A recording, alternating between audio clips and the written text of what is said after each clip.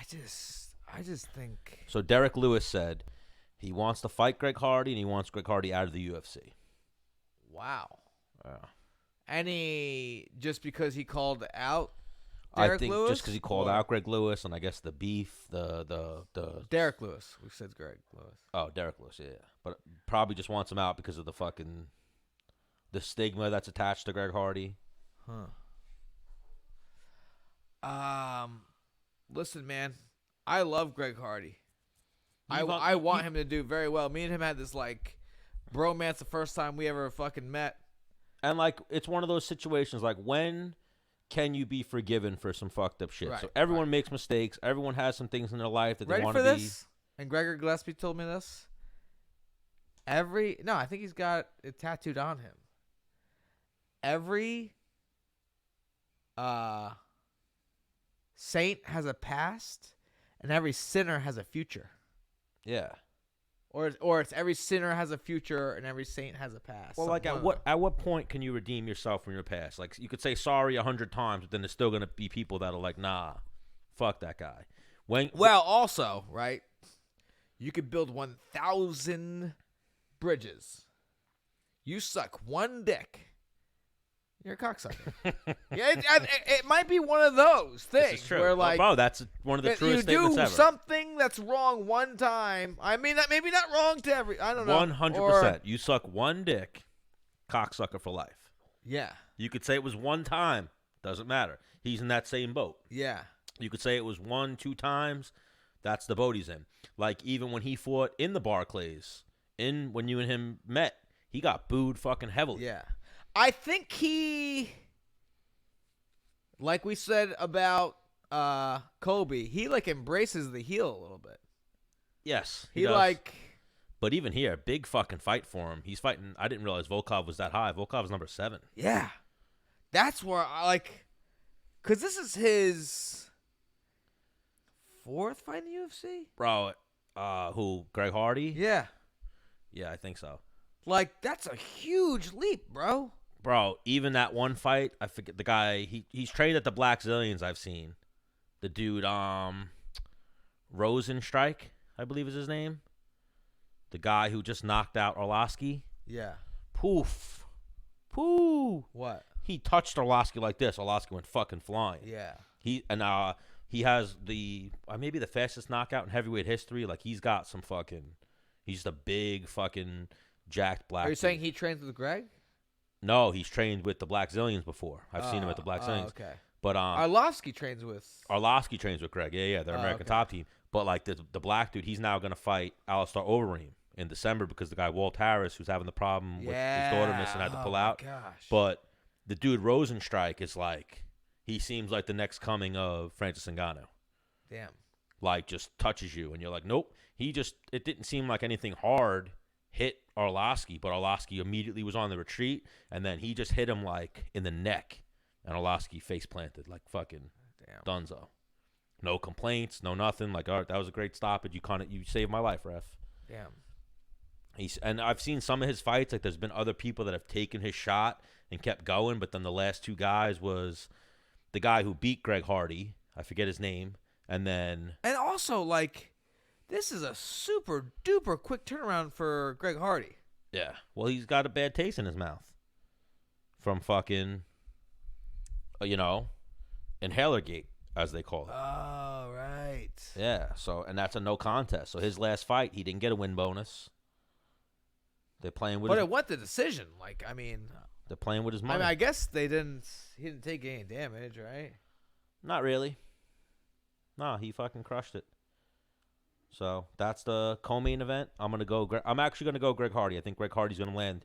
He's gonna come in with a chip on his shoulder, and I think he's gonna land on Volkov. I think he's too green. You think Volkov out sticks and moves him and outstrikes him? Yeah, he's too green, man. Yeah. I'm not saying he's a better athlete. I think Greg Hardy's definitely a better athlete. Yeah. I'm talking about pristine striking and MMA techniques. I think technically Volkov's better. I think like we talked about, tonight. Ready for this? In a cage, I think Volkanov wins. I think in a bar, I think Greg Hardy wins. Yeah. Where, like, grab something. Be a damn caveman. I think this is going to be a quick one. I think it's going to end in, like, the first 2 minutes. And now he has... On Greg Hardy's side. On Greg Hardy's side. He's only been knocked out twice, Volkov. He's been knocked out by Derrick Lewis. And he's been knocked out by Vitaly Minskov. And he's actually 1, 2, 3, 4. He's coming off of being knocked out. Yeah, he hasn't fought. Right. He hasn't fought in a minute. He's 4-1 in the UFC, so this is a huge step up. But I do think Greg Hardy has some skills. I think he's with like American Top Team with one of the right gyms, so he could look at that last fight. He gained 15 minutes of solid experience, granted against a short guy, but I think that also threw him off, the fact that he was fighting such a short guy. All right, let's play a little game. What's the game? Because I got to take a piss. Who wins in a fight? Greg Hardy or Fabricio Verdum? Fabricio. Okay. Who wins in a fight? Stefan Struve or Hold on, I got to take a piss real quick. or Greg Hardy? Stefan Struve. Okay. But if he catches any of them. So Greg Hardy versus Volkov. Back to what we were saying. Yeah, Volkov. I think Greg Hardy's green too, but I think also he's skilled and he's fucking hit Well, super at hard. the weight at that weight class, the last guy on the roster could hit anybody we just said and knock him out potentially. Bro, like even A that swinging chance. So like has Derrick Lewis ever been knocked out? Or we already talked about this. Like I think Greg Hardy might knock Derrick Lewis out. Because they're gonna strike. Like I feel like the game plan to beat Greg Hardy is to stick and move if you're a better striker like Fabricio or someone could do, or take him to the ground. Like if you can get knocked out and you're going to sit and swing with this dude. Junior Dos Anjos TKO'd him. And Mark Hunt. And Sean Jordan, Matt Mitrione. Like I'm not saying anything bad against those guys, but if they're all knocking you out, there's a chance if Greg Hardy connects, you might jelly leg. Yeah, but we talked about this last time Greg Hardy fought, that he's cleaned up his striking so much that like he lost that like X Factor wild power swing. Yeah, maybe he goes back to that a little bit. Or also, he got 15 minutes cage experience. You know, that's a big thing. Experience is a motherfucker. So now off that fight, he might make those adjustments. How many fights does Greg Hardy have? I believe 6 maybe. Not 6? a lot. Yeah, not a lot. Dude, that just proves my again, love the guy. I think he's a phenomenal athlete. Like when I was 6-1? 5-1 with the no contest, and he's got 3 amateur fights. So what? 8-1? Yep. With 1 no contest. Oh. So I'll give him a win in that fight because, like we said, let's say he's 9. Yeah, the inhaler. 9-0. I don't know how much the inhaler changed it. And then that other fight was when he illegally kneed the guy. I got disqualified. Alan Crowder. 9-0. I had 4 amateur wins, and then 7 pro wins before my first loss to Drew Fickett. Heavyweight's a little different, though. You know this. Like, you're fighting in a much more skilled weight class. Guys at 55, 45, well, what 70. I'm saying is I wasn't not only was I not on the big screen, on the big show, but I wasn't fighting a top 10 guy with under 10 fights. Yeah. That's what I'm saying. Yeah. Like, you don't even have 10 fights, period, and you're fighting a top 10 guy. Skills-wise, Drew Fickett was a top 10 guy. Drew Fickett was very skilled. Oh, my gosh. Drew Fickett had, like, personal life problems and shit, and that's why he wasn't at the level he should have been at that point. Right. So, like, the night you fought him was when he started getting it together. Like the second time around. Yeah. Yeah. Like, I remember even, like, around that time, going back after getting to know you and reading about Drew Fickett at that time because he won the tournament, that was when he was like, nope, I'm going to fuck up, fix my life, and I'm going to win this tournament and get back. Like an alcohol. We got to get him on the show. Yeah. Isn't he an Alliance guy, Drew Fickett? I mean, I don't think he fights anymore. No, I'm sure he's retired now. He was older. Yeah. Right? He was a few years older than you back then. I would love to get Drew Fickett on. Yeah, he's probably got some good stories. Some good street fighting stories and whatnot. Like drug abuse, the whole 9, alcoholism. And he'll probably talk about it. Fighting fucking crazy horse. I meant felony. Yeah. Like like not that we want to go there, but almost like we want to go there for funny stories. Knocking out Josh Koscheck. Yeah. And rocking him and then choking him out. Yeah. He choked him out. He dropped him with a knee and then rear naked choked him. Yeah. That was an amazing fight. Wild. And then, he always had personal life problems that kind of hampered his performance and ability. But well, all those pioneers at that time, like, you were crazy, that's why you fought. So because you were crazy means you probably, like, partied and did all that, and you know what I mean? And you're like, I'll fuck him up too. You know? No one was crazier than Crazy Horse, though. Like, felony. Felony. Probably parties hard. Lieben. Fucking, I've heard stories about Phil. Oh, Phil. I mean, all these veterans that were at the top of the game partied very, very hard. Chuck Liddell. Like, I mean, all these guys. Tito. I mean, actually, Tito might have been one of the cleaner guys. Yeah, but I think Tito still drank a lot heavily. Yeah, you know. So, I'd like to hear about it. Tito's long due for an appearance back on the show as well. Oh, wow. Yeah. He's about to fight a pro wrestler who's actually has fought MMA. The guy, Alberto Del Rio. You probably don't know him. Never heard of him. He's like a newer wrestler. So Zabit versus Calvin Kattar. Who you got in that one? Well, real quick, like official pick, you're going Volkov over Greg Hardy. Yes. All right. I think I'm gonna go Greg Hardy. He's gonna land that shot. All right, let's hear your main event pick. Calvin Kattar versus Zabit. Yep. I think I'm gonna go Zabit. I'm going Calvin. You going Calvin to pull off the upset? Ooh, what's the odds? I'd imagine that they have to beat a favorite if he's number 5 in the rankings. Yeah. Calvin Kattar is currently riding a 2-fight winning streak. 4-1 in the UFC. His one loss is a decision to Renato Moicano. He's got that win over Shane Burgos, who just looked fucking amazing. Hey, he beat somebody else too. I was like, okay. Can you go back to Ricardo Lamas? Yeah, I think that's the one where I was like, oh, all right. And he beat Andre Feely. So he's got some good wins.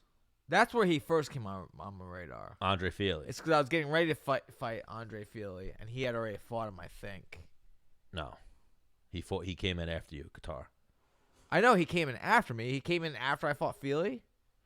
When did you fight Feely? He fought Feely in 2017. Yep, after you fought Feely. No, so yeah, you fought Feely after him, I'm saying. Yeah. Yeah. Yeah, that's where he was on my radar. Yeah, he's a beast, this dude. I've seen him at the CES fights back in the day. And he's from that area. He's from Massachusetts. Trains at Sidyoton. Or at least used to. I don't know if he still trains there. So you're going Calvin Kattar. Let's get some odds. I like him as a win. I mean, it depends on the odds. Like, the crazier the odds, the more money I throw at it. Like, if it's like almost even, all right, $50. Yeah. But if it's like a 2-1, maybe I throw a C note out there. Ooh, it is 2-1. They got Calvin at plus 190, and they got Zabit at minus 270. Well, I'm sending it. Are you? Yep. Let's see. I like to check a few sites. Yeah, they got Zabit at 240. And they got Calvin Kattar at plus 200. So 100 to win 200. Yep. Yeah. But even, I mean, Zabit fucking long winning streak. Even if he hasn't fought in a minute. Where is the fight? It's in Russia. It's in Russia. So Zabit's going to be on. Calvin's probably traveling. I know I saw Jessica Rose Clark. So Jessica Rose Clark flew out like a week ago. So she flew out a little early, I guess, to get acclimated. Hopefully Calvin does the same for your. Well, what I'm saying is, like, pockets purposes. It goes to a decision. Yeah. Like, guess who's winning? Zabit. Yeah, no matter what, I feel. Yeah, and in Russia, it's not going to be the same as America, where maybe they paid the guy off. In Russia, it's going to be like the guy goes. You know? No, you announced this guy the winner. That's it. I mean, do I throw 50 at it? I mean, just for fun, I guess. I guess you're probably not even gonna watch the fight. But the thing is, like, if I'm risking it, the whole risk is like you're going bigger. Yeah. Like 100 for 200, like, all right, Well, that's even see, but $50 for 100, you're like, eh. The fight's still a few days away, so the odds may change a little bit if people are throwing money at Zabit. If the odds start getting nuts, they probably won't. I think people respect Calvin Kattar. They're gonna look at Zabit. Hasn't fought in a minute. He's number 11 in a stacked featherweight division. Featherweight got really stacked. Because I tell you what, I feel like Calvin's a little bit of a dark horse, dude. Oh, 100%. He's big, long, rangy, really good striking. Because I remember watching him fight and being like, man, like, I don't really want to fight that guy. Yeah. He looks like a problem. He's big, long, and he throws hard. But because did he sleep? He slept Ricardo. Lamas. Yeah. Yeah, he fucked Ricardo Lamas up. But even that, I think if Dennis Bermudez and Ricardo Lamas fought 10 times, it doesn't go down that same way every time. Oh, no chance. Yeah, you know what I mean? I'll give him the business. 2. I'll give him 2. I'll say I beat him 10 times. Yeah. Like, what do you feel like that? Then now I'm like, yeah. fuck. Now it's like a fucking, I beat him 4 out of 10 times now. Nah, you got his number, I think. Stylistically. Well. Yeah, he just got caught with a great shot that night. And then you were like, oh, shit. Like, were you rocked from that jab? Or it just caught you by surprise? No, got dropped. I'm like, all right, this is what I do. I'm going to shoot. And he was like, I was ready for him to clean up. Mm-hmm. And he was like, nah, perfect shot for a guillotine. I was like, oh. Yeah. Neck's totally out because I'm shooting. One of these weird guillotines, too, with your arm on the other side of a baseball slide. It was good. Yeah. Well played. We got to get Ricardo Lamas on. Yeah, we got so many people to reach He'll out definitely come on.